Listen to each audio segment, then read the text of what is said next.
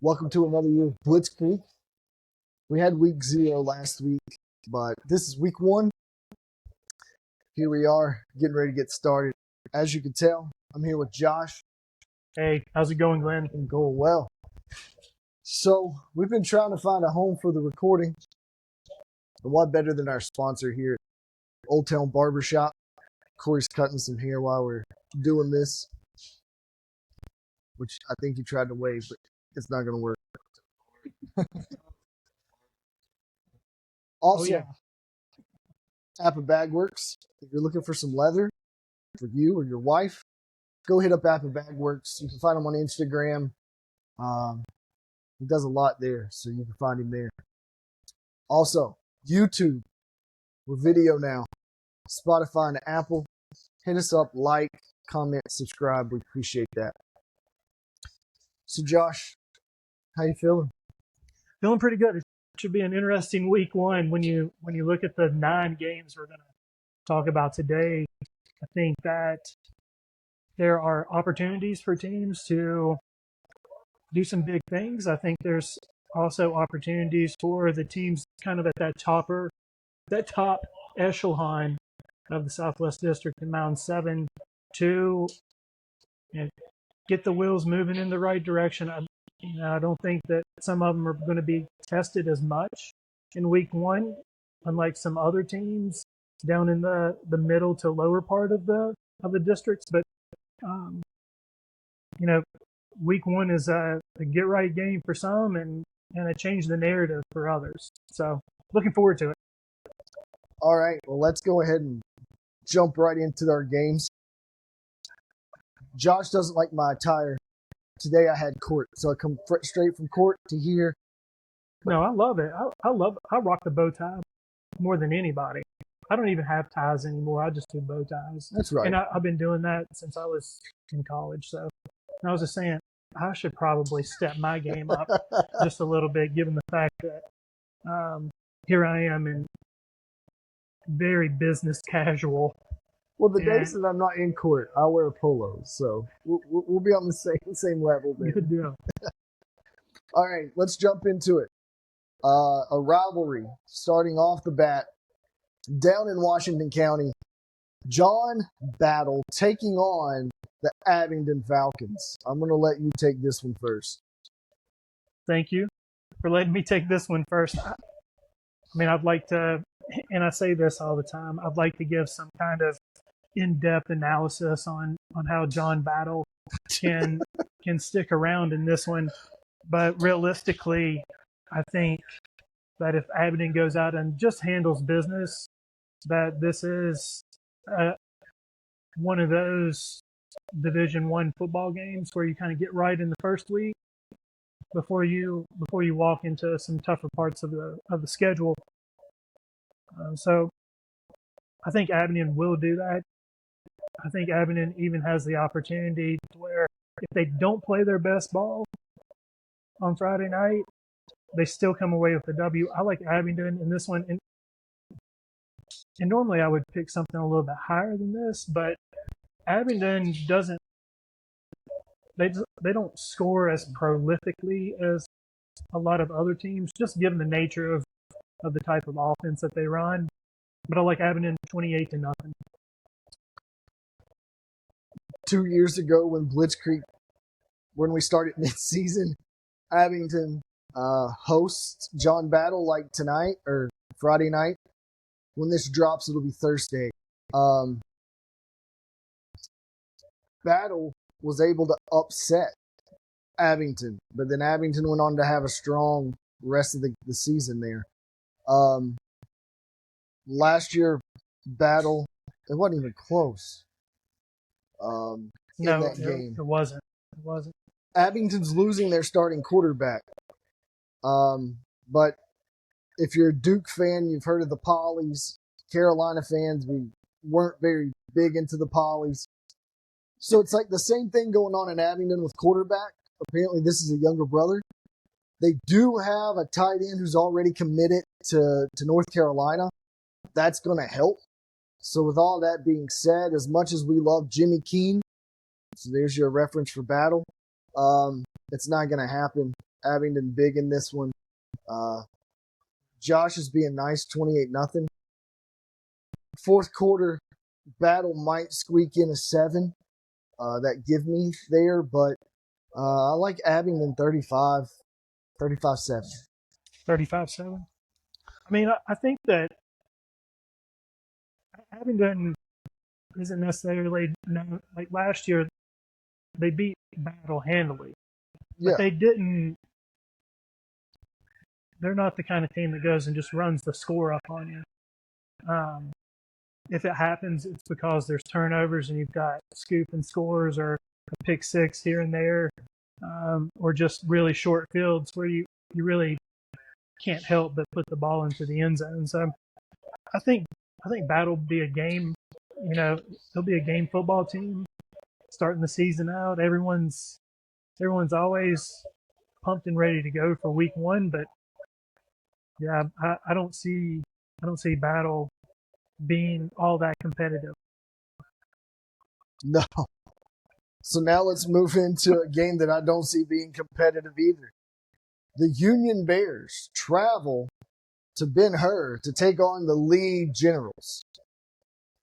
I'll take this one. Holnaker was in a benefit game with Lee. Holnaker wins that one, but in a benefit game, the final score don't matter because second team's coming in, third team's coming in.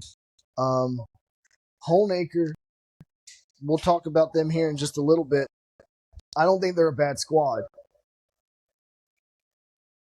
But Union brings back everybody and has 22 seniors.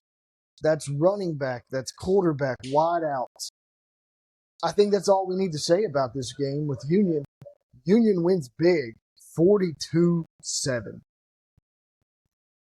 Just the fact that Union is the kind of football team that is built to put points on the board.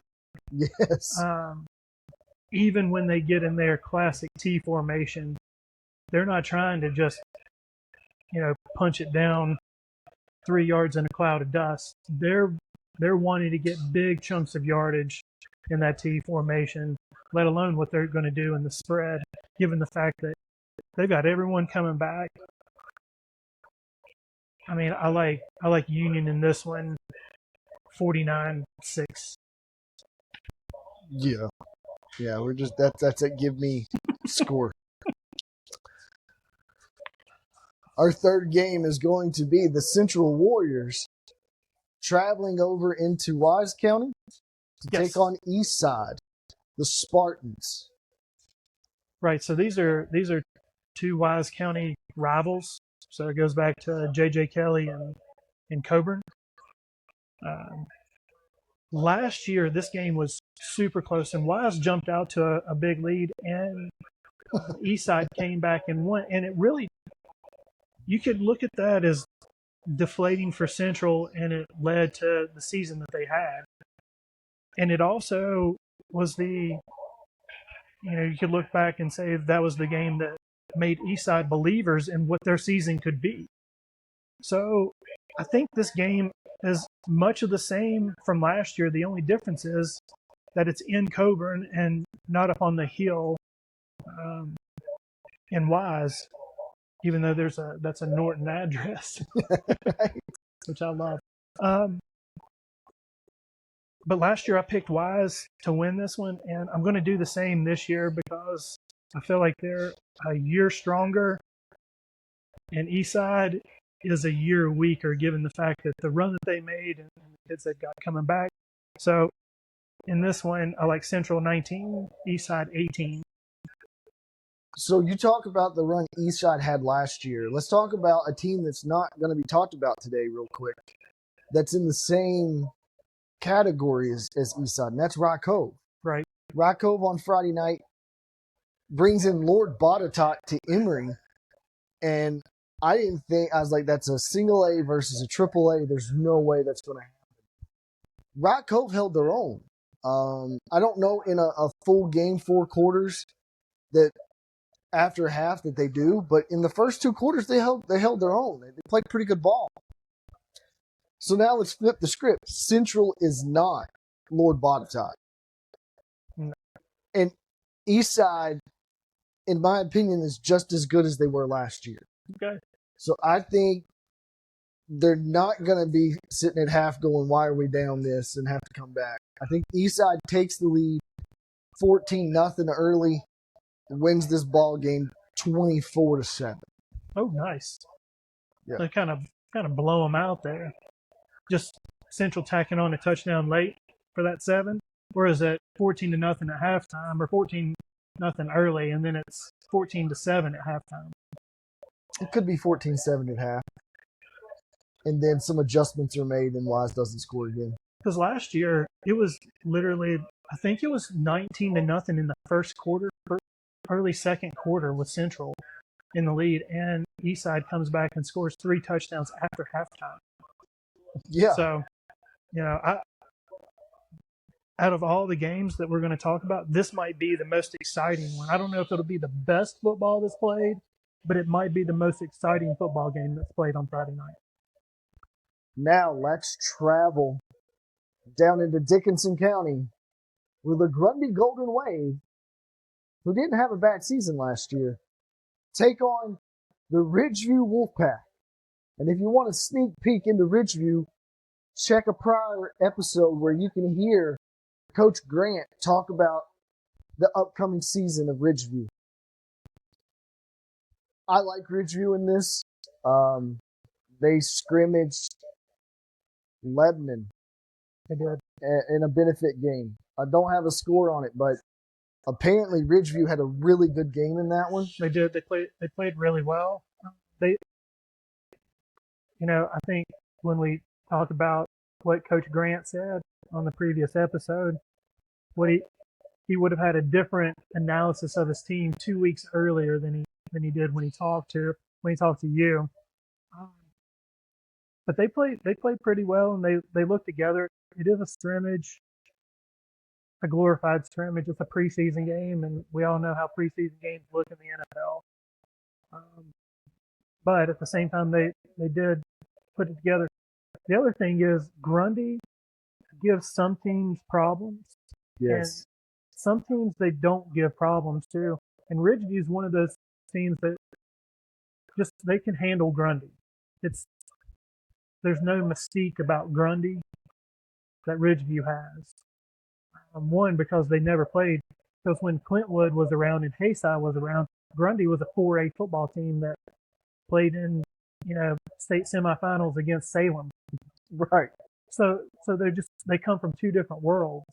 You take Tazewell, and we go down to Grundy, and there's this mystique about being down in Grundy. Mm-hmm. Like I've always said, Grundy's the place where football dreams go to die. But for Ridgeview, it's just another football team that's smaller than they are and not as good as they are. So sorry to butt in on what you were getting ready to do. No, you're good. But with what you said, Ridgeview could be a dog walk. I like Ridgeview in this one. I'm gonna keep it modest. Let's say 28. I think it could be 28-0. I don't know if Grundy puts anything on the board. So 28-0 Ridgeview. I would agree with you. This Ridgeview has the ability to boat race you early, and they've done that to Grundy when Grundy's traveled up to Dickinson County the past few times. So, 28-0, 35-0, I don't think is out of the realm of possibility, even early in the third quarter. I like Ridgeview in this one, 49-6. And when we talk about dark horses, Ridgeview's always number 3 right there in the Mountain 7. But last year they almost upset Union in the playoffs. And if this new quarterback can do anything, there might be a chance they'd be the dark horse. Lebanon was the dark horse last year. Ridgeview could be the dark horse this year. Oh, I agree.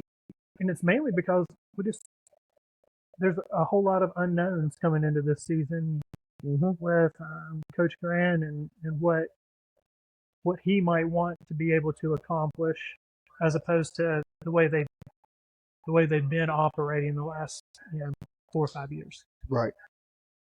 Now, time to see the switch.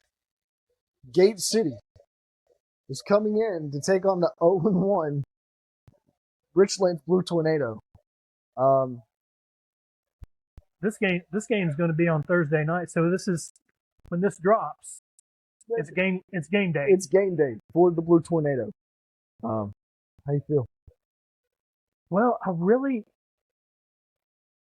this is a crossover game, so we're going to get to see a little bit of Mountain 7, a little bit of Southwest District, and I think that Richlands showed the ability to be a changed football team last Thursday. They are a changed football team, 100%. So I think if we would have talked about this a week and a half ago when we were doing predictions and we hadn't seen anyone play, and I say we haven't seen anyone play, Richlands and Virginia High are the only teams that we've actually seen play because they actually played a game. Right. I think that given that experience with Richlands, and I know Coach Davis would not say that moral victories are what Richlands is looking for. They don't want moral victories; they want victories. Mm-hmm. But that was a moral victory, and I think that if those kids and that coaching staff can get them to buy into the fact that they played with who we think is going to be number 2, number 3 in the Southwest District. They played really well. They scored points. They scored more points in the game against Virginia High than they did the first 3 weeks last year. So I probably would have given the nod to Gate City. Gate City still has a tendency to fumble the ball. They need to change that narrative for me to change a few things. So I rarely do this, but I'm going to take the Blue Tornado in a close one, 21-19. Cool. So, no, everything you said about Richlands, I agree 100%. The only thing is, watching the game, there were a lot of swing passes, a lot of deep passes, and a lot of quarterback runs. And against Gate City, with as hard-nosed defense as they are, you don't want your quarterback hurt.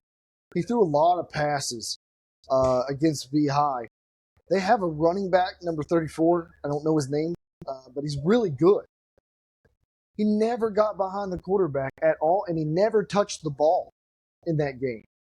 That could be the turning point, but there's a name, Right House, that's down in Gate City. House Right, down in Gate City. They always have an expectation when you have a name like that down there coaching. They're going to come and play hard-nosed football. I don't think the scenario changes. 21-14 Gate City. Okay. I mean, it definitely, like I said, it's a close game for me. I'm choosing 21-19, and I think that Gate City's trying to poke in a 2-point conversion late to tie it up. I think it's going to be a really, really good football game. And just like the Wise Central Eastside game, it might not be the best football that's played, but it might be the most exciting. So if you're gonna pick kind of a county rivalry, Eastside and Central, if you're gonna kind of look at that crossover game that might show a little bit what the Mountain 7's doing, what the Southwest is doing, Gate City Richlands is gonna be fun. I agree with you. And Richlands could win this one. There could be some things that they do that they didn't do against V High and pull this game out. If they sometimes you've got a kid in the backfield and you just get into this rhythm offensively, and the game dictates what ends up happening. And if you watch the V High Richlands game, 2 missed tackles cost Richlands. They were winning 21-18 at half. Right. And then 2 missed tackles. And the game's in. And the game's over. Right. Yeah. All right. Now let's go to a team who wishes they have a bye week.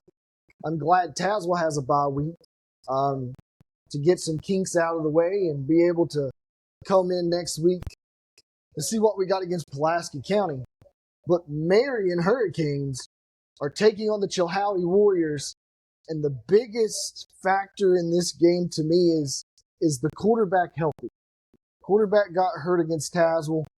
He was moving the ball, driving the ball. He has a high ankle sprain from what I understand. So if he's not in the game, number 19 was not as impressive as number 10. And if that's the case, this could be a ball game. If Marion has a defense, this could be a ball game.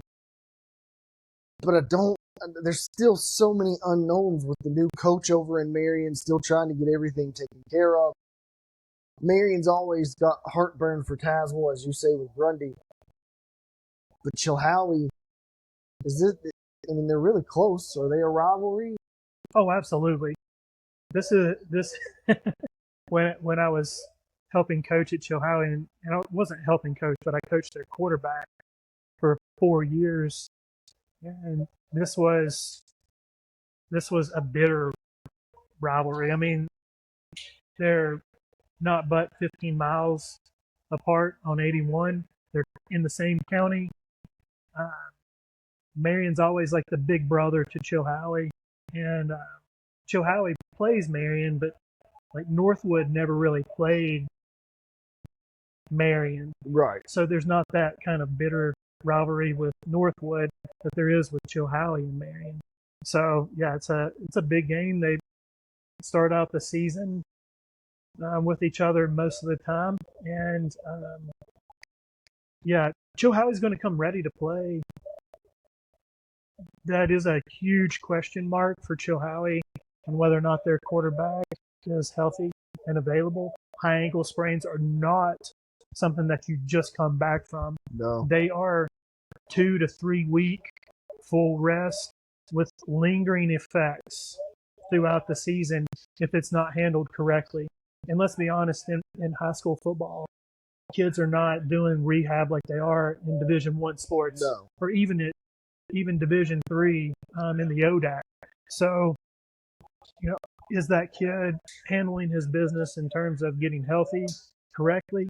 And even if he is, that's still a 2 to 3 week issue that may linger throughout the season at this point if you don't take care of it and kind of like take your licks early on. Yes. Knowing that down the road it'll pay off because you'll have a 100% healthy quarterback. With that being said, Marion still has so many questions. Like you said, just like when we did our rankings, Marion's going to have to prove me wrong. Right. Chilhowie they have the ability to have a good season. They surprised me last year making a run into the playoffs, and I think Reed Sturgill does a great job over there. The head coach is a young guy. I've known Reed since he was in high school. So as much as I'd like to take Big Brother, I'm going to take Little Brother Chilhowie in a squeaker, 14-6. So this is the one time I'm going to do it. Prove me wrong. I don't know if their quarterback's going to come in healthy. Chilhowie would be the clear favorite in this if he's healthy. I say he probably tries to play. But Rudy Toot Toot. I'm going to take Marion in this one by a slim margin. As Lee Corso would say, not so fast. So, with that all being said, 12-7. Chilhowie can score. Don't get me wrong. With their starting quarterback, they can score. But with the backup, there's some things to learn. And they really didn't move the ball well on Tazewell after he got hurt. So I'm going to take Marion in this one. It's definitely going to be low scoring. If it's high scoring, it'll surprise me. Yeah. One way or the other. All right. From there, this one could be a good game. There's some unanswered here as well. The Honeacre Tigers travel to Lebanon to take on the Pioneers. Okay, so there are unanswered questions. The fact that Lebanon didn't look as good against Ridgeview is what you would expect. in a benefit game. But that's also, I mean, that's not an easy benefit game either. No, it's not. So kudos for Lebanon for stepping onto the wild side and having Ridgeview come in for a benefit game. But I think there's also questions at Honeacre. There's a lot of questions in terms of like what's that locker room like? There's turmoil last year at the end of the season. I just wonder what's actually going on, and I'll revert back to the way I've kind of handled everything early in the season and preseason. My thought process with Honeacre is I don't trust them, and Lebanon I at least know that they've got a good looking running back that I'm sure is ready to knock some heads around against Honeacre. So I like Lebanon in a close one, 21-12. So what I know about Honeacre, new quarterback, freshman, very mobile. He's also the head coach's son. From there, I have watched them in a 7-on-7 against Graham. And what you know about Graham, that shouldn't even have been a contest. Honeacre won that. They've got some tall guys out there that they're throwing to. But when you add the extra 4 guys in there, what happens? Right. And it's not like Lebanon's not used to having to go against someone that can throw the ball around. Right. I mean, they're doing that every single day in practice. So Honeacre could be kind of good, but what I'm reading about Lebanon is I don't know if they graduated some guys on the offensive line, but the big question there is can they protect Mike? He's a big guy, 6'4", right? So he's going to take some hits. He knows that because he runs, and he does good at that. But through the season, is that going to take a toll? But for me, the thing that's going to win this ball game is who I would say is the Owen Schmidt Jr. of high school football, which is going to be number 44 in the backfield for the Pioneers. That's the key denominator there that's going to take this game for me. So I like the Pioneers in this one, 21-14. I couldn't agree with you more. Well, I could agree with you more by 2 points, but that's it. So now, our head coach here in Tazewell, but his old team, Patrick Henry, is going to take on the Bearcats. Patrick Henry has graduated some guys, but so has V-High. Quarterback play for V-High was not that impressive against Richlands. They have some speed. Well, if you let them out, they're gone. Yeah, if you don't tackle, they're gone. If you don't tackle, it's over. So, is V-High the favorite here? I think V-High's the favorite. I think there's also an element of when you take a like we think that Virginia High was the better football team against Richlands, just kind of overall, a little more talent, little more confidence in what they can accomplish. But I also think that playing on a Thursday in week 0 when everyone else is playing on a Friday and in a benefit game, I think that helps a team that's not as good. It hurts a better team, in my opinion, because you take Virginia High and they can't help but think what they've done with Richlands the past, 3 or 4 years, even though a couple of years ago they squeak into the playoffs because Richlands has a punt blocked and on an it's an interception on a punt and all kinds of crazy things that happen. But I think that this is a get-right game for Virginia High. Tons of questions at Patrick Henry. I'm not sure who they're returning on a team that was good, but not one of their better teams. in Coach Paget's tenure there. So I like Virginia High in a get-right game, 28-6. Yeah. Last year, Patrick Henry took it into overtime, and High squeaked it out with a new coaching staff, well, a new head coach. There's some questions. High is now in their third year with their coach from Holston. He's starting to get what he wants going. He had a really good quarterback last year, so now you got to start over. But High always seems to have athletes because they're in Bristol. Sure. So when you have athletes, you can win. And I think that's what happens. High, I don't know, High 17, Patrick Henry 10. You think it'll be low scoring? Because, I mean, Virginia High, as bad as they played, and we can all agree that maybe the Richlands Virginia High game wasn't the best football that was played. They still put up 32 points. So I think they're going to put some points on the board. With the if Patrick Henry still runs the style of offense that Coach Paget had them running, sure, it's a slower game. So you don't have as many possessions, not as much time as you did with Richlands. True. So if they control the pace of the game, it'll be a low score game to me. But if High is able to get out and run like they want to, then 35 points isn't in the question. Right. Good yeah. So before we get to the game of the week, I was reading through some scores. Giles seems really, really pumped that they played Hidden Valley, and they looked really good against Hidden Valley, and all I could do was laugh. So I don't think that really answers anything about Giles. No, it doesn't. But it still answers about Hidden Valley. Are they going to get blown out in week 1? Well, we'll have to find out, but my guess is yes.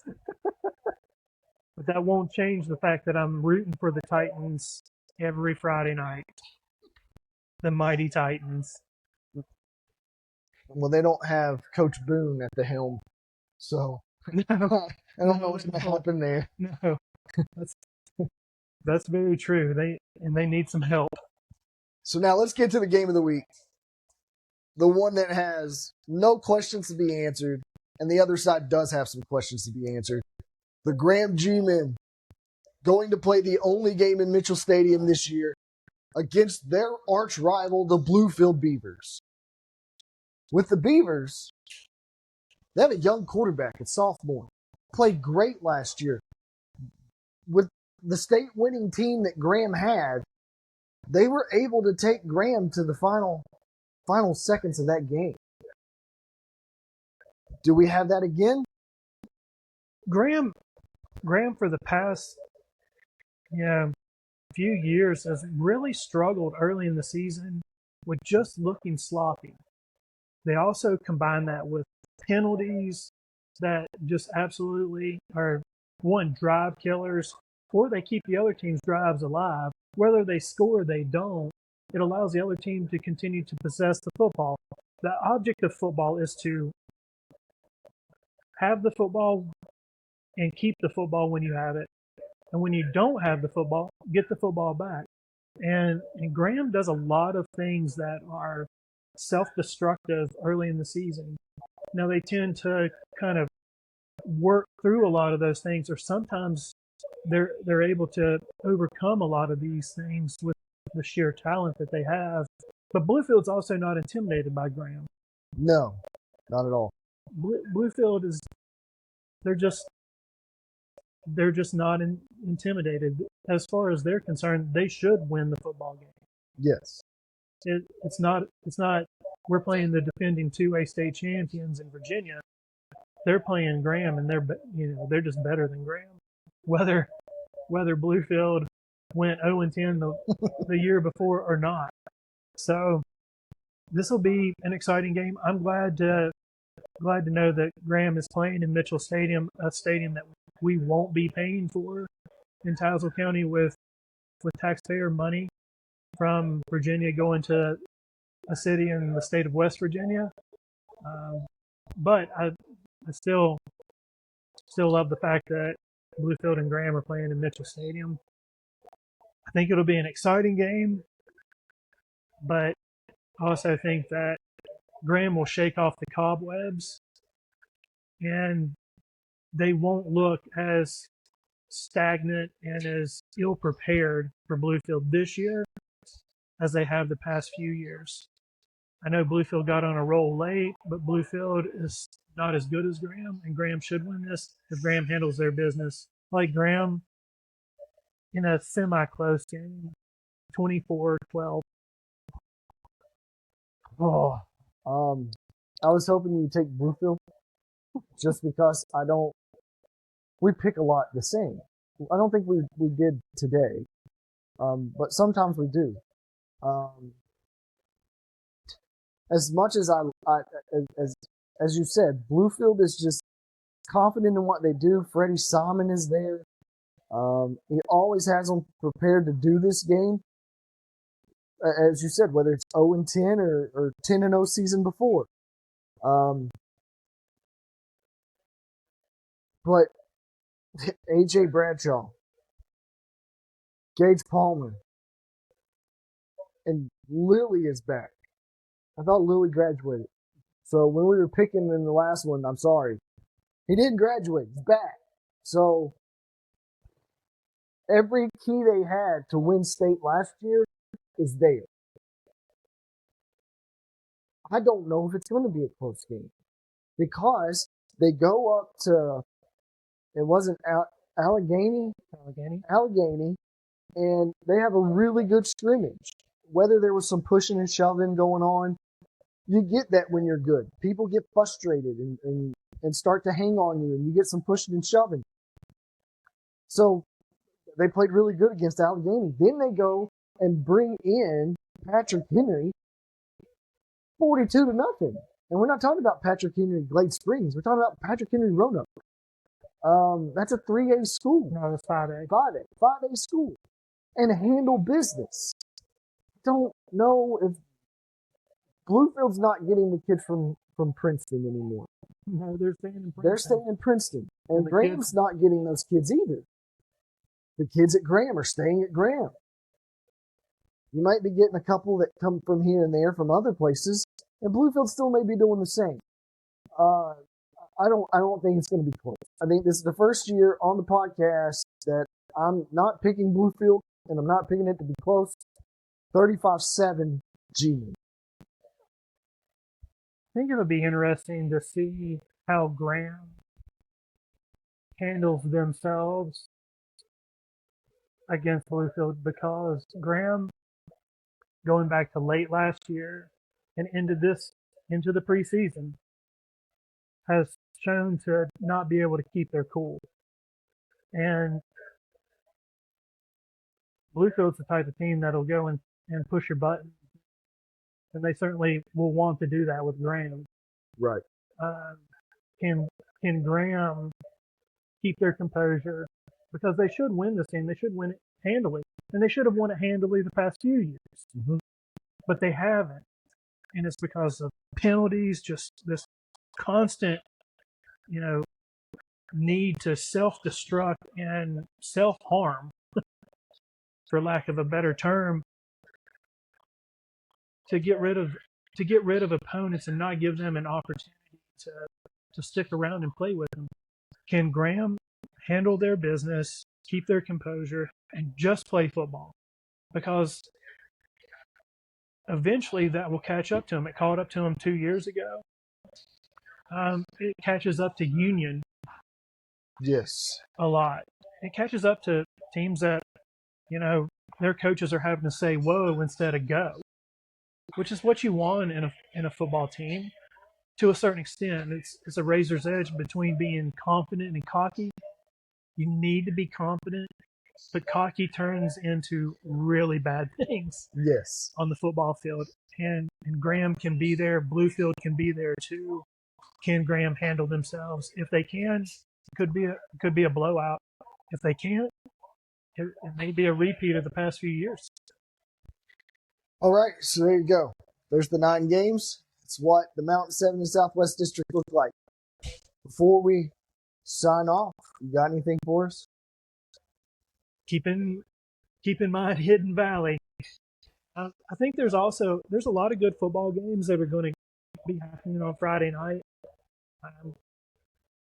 But there's all kinds on Friday night. There's only one on Thursday night Yep. that involves around here, and it may be a really good game. If you want to catch it, go to it.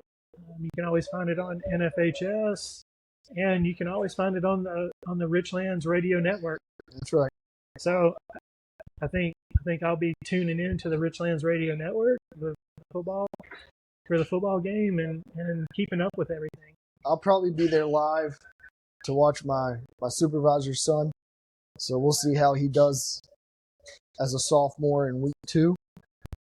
But here's the question we always ask. We got somebody other than us. Corey, Yo, where are you going to eat at on Friday night? El Mariachis, bro. So there Hell you go. El Mariachis. So as I much hear as we are a sports podcast, we're a food podcast too. So Corey's going to Elmar's. What you got? On Friday, again, I'll be traveling to Blacksburg, but I did tell my wife, I was like, I need the Cousins cheese egg roll. So on Friday, I'm going to go and pick up cheese egg rolls before we leave, and I'll probably have that for lunch. So I'm going to go to Cousins. Okay. We need a food restaurant to sponsor us, whether that's Savory Flavors or the Wayfair or wherever that is, so we can just brag about your food. Last Friday before the Tazewell game, we had the Wayfair. The burger was phenomenal.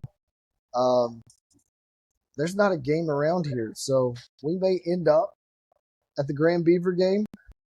So I want to throw out the Wayfair, but I'm probably going to end up at Savory getting some barbecue nachos. I hear you. Another really good place in Bluefield if you're going to go up to the game of the week, Bluefield and Graham, Joe's Pizza. It has the best Sicilian style pizza that you can find. And I had to go to Joe's because of Josh. Joe's is really good. So, but if you're not going to be down here to get a burger at the Wayfair, if anybody's got connections to the rail yard and would love to sponsor us, Bluefield guys, you know about it. Graham, you probably don't want to travel across the line. I get it. But go to the rail yard, get you a burger. The rail yard has some of the best burgers and tots that you can find. And I love it. the Wayfair and the rail yard are about the same because they both have burgers and they both have chicken and waffles. You can't go wrong if you go to Very either. true. And the rail yard's in a cool little spot down there in downtown Bluefield, West Virginia. Love that. Yeah, rail yard's great. So there you go. This is the first time with us on video. Probably won't watch it, but you can, and we appreciate that. So, as the barter says, if you like us, talk about us. If you don't, keep your mouth shut. See you next week, Josh. See you, Glenn. Go Dogs. Go Dogs.